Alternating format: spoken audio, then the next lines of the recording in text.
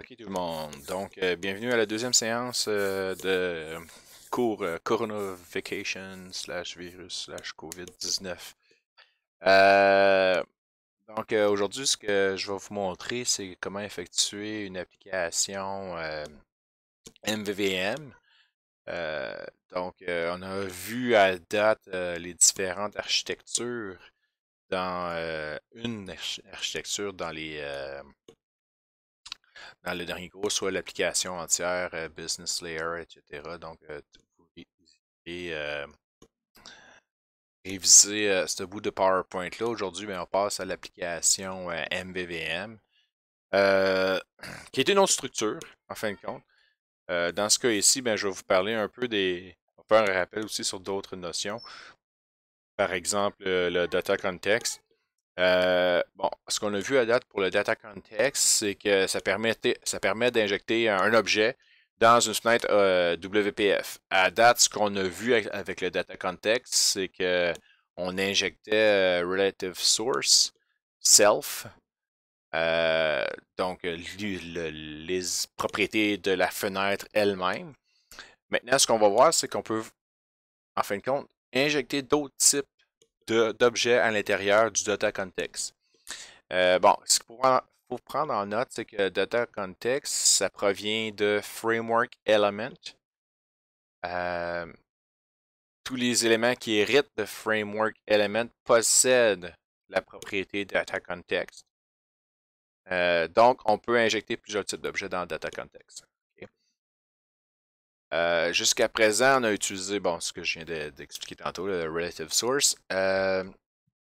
Ce qu'on a fait, c'était plutôt pédagogique. On n'utilise pas ça dans la vraie vie, Relative Self ou Relative Source. Euh, C'était vraiment pour vous montrer comment utiliser les propriétés. Là, on va commencer à l'utiliser en injectant d'autres types d'objets. Pourquoi qu'on utilise le data context? C'est pour séparer en fin de compte l'interface, c'est-à-dire l'example, du code behind. Ça permettrait, par exemple, dans ce cas-ci, une équipe où est-ce qui travaille plusieurs sur le même projet, d'avoir, par exemple, un designer UI qui travaille sur le UI, mais qui ne connaît pas nécessairement comment le code C# fonctionne en arrière ou très peu, par exemple. Donc, ça permettrait de mettre juste des bindings sur des objets qu'on lui donne une liste d'objets à la personne, au designer, puis la personne va juste faire les bindings, mais elle n'aura pas le code nécessaire en arrière. Euh, ce qui est important à noter, c'est que c'est une bonne pratique de séparer l'interface du reste de l'application. Donc, dans la MVVM, c'est quoi les lettres? MVVM, ça signifie modèle, vue, vue, modèle. La MVVM, c'est un patron de conception architectural. Ce que ça veut dire en français, en français, c'est que c'est un design pattern de structure de l'application. Euh, Au niveau des design patterns, inquiétez-vous pas, ça fait pas partie du cadre du cours. Vous allez voir ça dans d'autres cours, surtout en troisième année. Euh, la MVVM, ça va permettre d'organiser et structurer le code pour le rendre maintenable, testable et extensible. Donc, si j'ai des ajouts à faire dans le futur, ça va être plus facile. Si je veux tester du code, vérifier, valider le code, ça va être plus facile, puis ça va permettre de rajouter des modules. Euh, Au niveau des tests, ben là, on ne l'a pas encore vu, on va le voir éventuellement comment effectuer des tests, mais pour l'instant, on va juste voir comment faire le code en soi de MVVM. Les principaux objectifs, ben, je viens des mentionner. Amélioration, la séparation des préoccupations, ce qu'on va voir dans la littérature, Separation of Concerns, c'est que chaque élément dans une application a ses propres responsabilités. Quand on parlait dans l'autre fois du separation of concern, but application entière, euh, on avait les couches business qui s'occupaient de la logique, on avait la couche présentation qui s'occupait de la présentation et aussi on avait la couche data. Donc chaque couche avait ses responsabilités et ses préoccupations.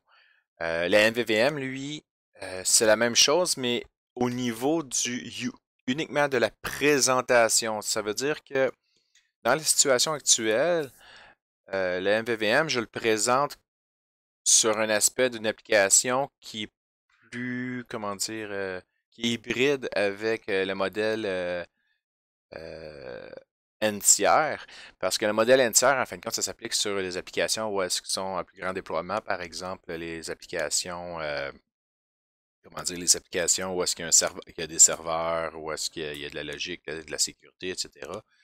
Au niveau de MVVM, c'est uniquement sur la couche présentation qu'on va l'appliquer. Donc, je vais continuer. Où est-ce qu'on va retrouver le MVVM? Ça va être, bon, premièrement, le WPF là, Silverlight, Feu Silverlight, Windows 8 Plus. Bon, je sais pas pourquoi j'ai mis ça, mais Windows 10, mettons. Mais n'empêche que Windows 8 Plus et Plus, là, il accepte. Au niveau web, Knockout, Angular, au niveau mobile, Xamarin, il va accepter le modèle MVVM. Euh, on peut l'implémenter aussi en Java ou encore en Kotlin pour ceux qui vont faire du Android.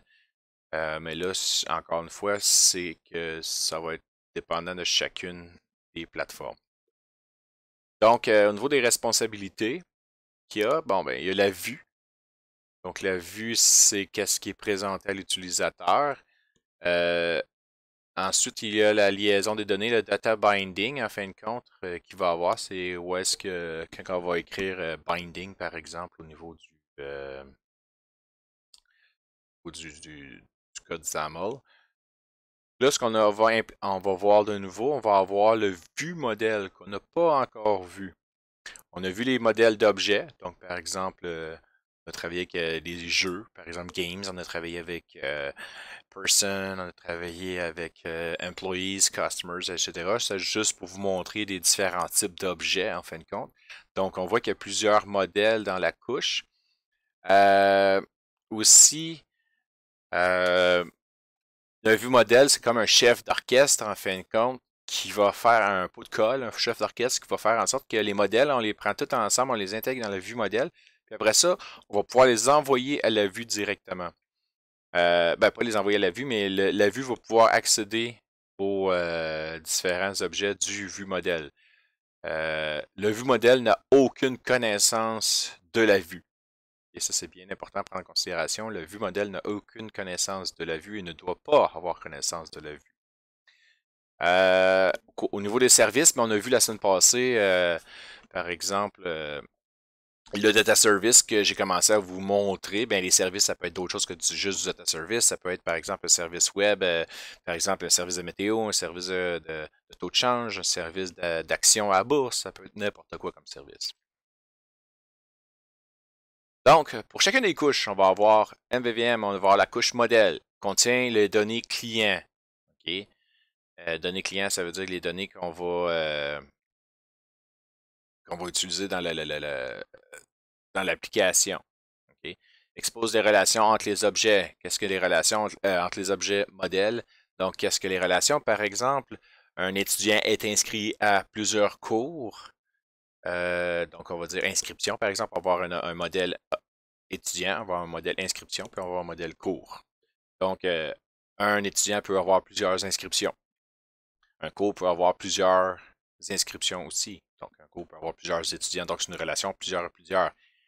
Étudiants peut avoir plusieurs cours, un cours peut avoir plusieurs étudiants. Donc, automatiquement, on va avoir une table de jointure ici. Ça fait partie des notions de base de données, des relations M à N que l'on doit séparer en deux relations 1 à M à l'aide d'une table mitoyenne.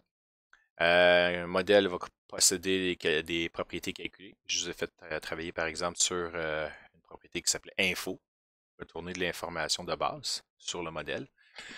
Peut lever une notification de changement, on l'a déjà vu, donc I notify property change avec l'événement property change. Donc le modèle, je passe assez vite là-dessus, on l'a déjà expérimenté. Dans le cas qui est présent dans le PowerPoint, ce que j'ai fait, c'est que j'avais fait une petite application Friend Organizer, j'avais des modèles dedans, donc j'avais un modèle qui s'appelait Friend. Dans mon modèle Friend, j'avais l'ID, puis j'avais le prénom, le dernier, le last name, le nom de famille, le email. Ce que j'ai rajouté ici en passant, c'est des notions supplémentaires au niveau du C# Visual Studio. C'est des annotations de données, donc du data annotation. Dans ce cas ici, ça indique au compilateur que first name, ben, quand je vais l'exécuter, il va mettre les validations pour faire en sorte que soit requis. Même chose pour le string length, ça veut dire que je ne pourrais pas dépasser 50 caractères au niveau du string. Il y en a plusieurs des annotations, là, il y en a un méchant tapon. Donc, faites-vous-en pas pour ça, même si vous ne les aviez pas mis, vous auriez pas mis, ça aurait fonctionné quand même. C'est juste pour faire de la validation supplémentaire. Le vue modèle, donc, permet de représenter l'état du modèle, donc comment le modèle fonctionne. Ne communique pas directement avec la vue, comme j'ai dit tantôt. Le vue modèle ne connaît pas la vue, mais utilise entre autres le patron de conception de l'observateur pour envoyer une notification aux écouteurs. Là, encore une fois, c'est des concepts de design pattern. Faites-vous-en pas avec ça, vous allez avoir un cours là-dessus spécifiquement, je l'ai déjà dit en classe. Donc, dans ce cas ici, c'est que c'est l'observateur avec l'écouteur qu'on va avoir. Donc, vous avez peut-être déjà vu ça en JavaScript des listeners. Donc, utilise les Observable Collection avec un type générique, ce qu'on a vu actuellement pour signifier les changements des éléments d'une collection, ça on l'a déjà fait. Implémente Identifier Property Change pour signifier un changement à une propriété, ce qu'on a déjà fait à date. Donc, un exemple de vue modèle. Donc, dans ce cas ici,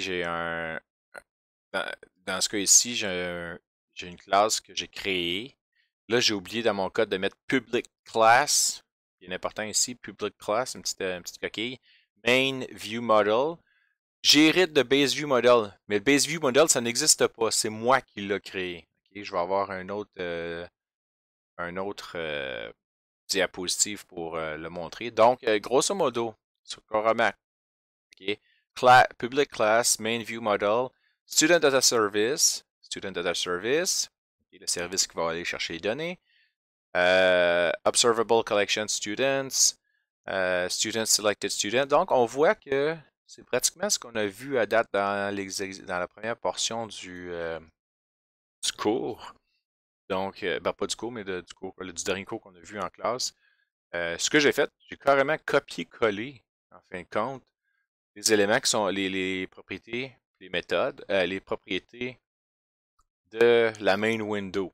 Okay? Sauf, je mets l'emphase sur le sauf, les événements, excusez, sauf les événements reliés aux boutons. Parce que les boutons appartiennent à la vue. Donc, je ne les inclus pas à l'intérieur. Donc, Observable Collection, mes étudiants, Selected Students, etc. Puis, remarquez que je n'ai pas non plus le OnProperty Change ici parce que je l'ai mis dans le Base View Model. OK? Je vais à la prochaine. Donc, une bonne pratique au niveau du vue modèle. Généralement, dans une application, on a plusieurs vues modèles. Donc, ce que je suggère, ce que l'industrie suggère, c'est d'avoir un view model base ou un base view model. Dans mon cas, je l'ai appelé base view model. Puis dans ce slide-là, je ne suis pas cohérent. J'ai oublié de mettre base view model. Là. Donc, view model base, identify property change. Voyez-vous, c'est une classe, c'est la classe qui va implémenter le identify property change. J'ai mis mon code là. Donc, dans le dernier cours, ou depuis les dernières fois, le identify property change, je le mettais dans mon main window. Là, dans mon cas ici, je l'ai implémenté dans la nouvelle classe que j'ai créée, BaseViewModel, qui implémente identify property change, que lui, j'ai collé mon information là. Okay? Donc, après ça, mon BaseViewModel, dans mon main view model, je vais hériter de ce base view model là. Donc, si j'ai par exemple personne view model, animal view model, shape view model, par exemple, ben, je vais toutes les hériter de base view model. Comme ça, je n'aurai pas à répéter à chaque fois faire le identify property change et tout, les trucs qui viennent avec. Ça, c'est pour le view model. Regardez mon code. Je vais pouvoir revenir dessus. Au niveau de la vue, ben, c'est la couche de présentation de ce qu'on a vu actuellement. Ça reçoit les interactions au niveau de la vue. Bon, ça reçoit les interactions avec l'utilisateur. Ça envoie les manipulations de l'utilisateur à la vue modèle via le binding qu'on a vu. Donc, on mettait les accolades binding quelque chose. C'est ce que ça permet de faire. Au niveau de la vue, il faut lui injecter le contexte de données. Donc, le data context. Okay? Data context qu'on faisait à date binding, relative source, etc. Là, c'est là qu'on va falloir y indiquer le type d'objet que je veux y injecter. L'injection via la propriété data context, on peut le faire de deux façons. Ben, on peut le faire plus que deux façons, mais j'en présente deux. L'injection via la propriété data context dans la balise window, donc en haut dans la balise window de mon XAML, par exemple, je vais mettre data context comme d'habitude, relative binding, relative source, etc. Donc, au lieu de faire binding, relative source, je vais faire binding puis mon view model. Avec cette méthode, on ne peut utiliser que le constructeur de base de la classe. Donc, par exemple, mon view modèle de base, un constructeur de base. Mais je vais vous montrer une autre façon de faire où est-ce qu'on peut injecter des informations, des paramètres dans le constructeur. Ou l'injection, l'autre méthode, c'est l'injection dans le code behind. C'est ce que je préconise, okay? Parce que ça nous donne plus de flexibilité. Donc, qu'est-ce que ça veut dire ça? Dans le prochain slide, okay? On voit l'exemple ici. Le constructeur de la fenêtre prend un main view model à paramètres. Donc, regardez ici, mon main window, ma fenêtre. N'oubliez pas que la vue, c'est ma fenêtre. Donc, c'est mon main window. Okay? Je pourrais l'appeler main window. Je pourrais avoir person window. Je pourrais avoir customer window. Je pourrais avoir n'importe quoi window. Okay? Donc, dans mon constructeur main window, au lieu d'avoir un constructeur vide qui n'a pas de paramètres, ce que j'ai fait, j'ai rajouté main view model. OK? Donc, j'ai fait un main view model, ma classe en fin de compte qui est ici. Main view model. OK? Donc, ma vue connaît le view model, évidemment. Après mon initialize component, ce que j'ai fait, c'est data context égale view model. C'est tout. Okay? J'ai juste dit ça. Donc, par la suite, ma fenêtre va connaître, en fin de compte, les propriétés de ma view model.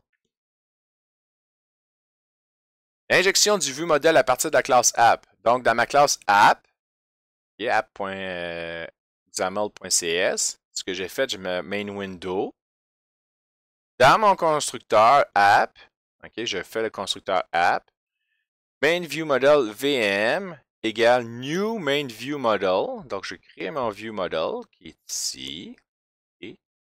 Mon constructeur qui est ici. Ma nouvelle fenêtre, mon window que j'ai fait ici, égale new main window VM, qui est mon main view model encore une fois. Je répète beaucoup, là, mais c'est pour être sûr que vous compreniez. Main view model. Puis après ça, window.show. Donc, je construis, j'injecte mon view model dans ma main window. Puis après ça, je vais pouvoir accéder à mon code. Donc, vous allez avoir un exercice là-dessus, mais avant d'aller à l'exercice, je vais vous montrer comment je vais convertir mon code. Donc, créer une nouvelle branche nommée MVVM. Dans Git, modifier le projet de l'exercice précédent pour utiliser le modèle MVVM. Je vais mettre fin à la présentation PowerPoint. Je vais vous faire une suite à cette vidéo-là immédiatement, dans laquelle on va voir le code à proprement dit.